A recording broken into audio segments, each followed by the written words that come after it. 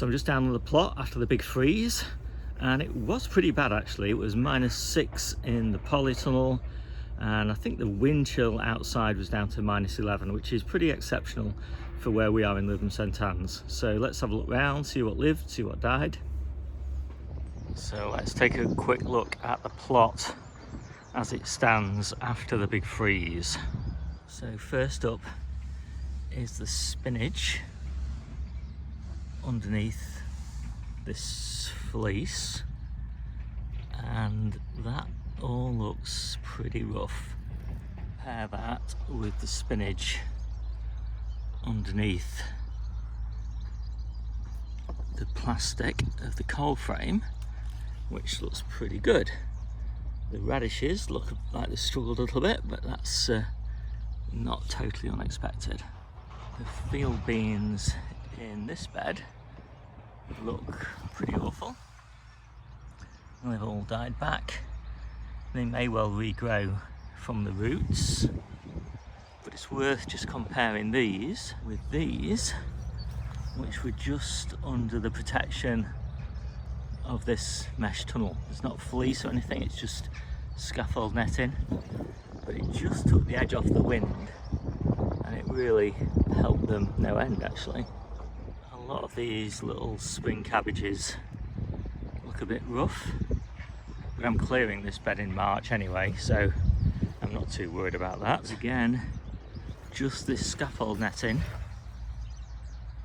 and these spring cabbages look way better. The perennial kales took a real battering, especially the ones that were high up, more exposed to the wind. I think they'll pull through, but obviously there's a lot of dead leaves on there.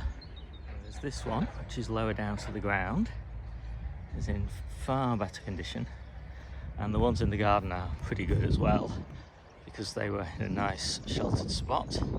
Most of the brassicas are looking great. Cauliflower's there, and these are the baby sprout plants, Brussel sprout plants, which I grow for leaves in the Hungry Gap, and also this newly planted bed of Calabrese did really well.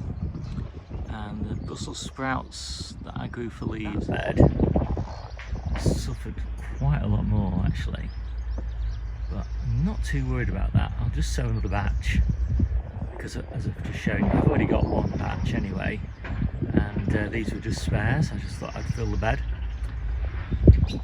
All the pak choi, tatsoi and everything, that's full pulled through. All these baby lettuces all look absolutely fine. And the polytunnel is absolutely fine, no problems at all. That extra layer of fleece really made a difference. All my baby brassicas are doing great. All the brassicas in the ground are doing well. All the new plantings down here are fine. More baby brassicas here. And I'm really pleased I've got all of these perennial kale cuttings, because if any of those plants don't pull through, I've got new ones here for next year. So hope you like this quick video, what lived and died for you. My name's Steve, this is the Seaside Kitchen Garden and Allotment channel, and I'll see you soon.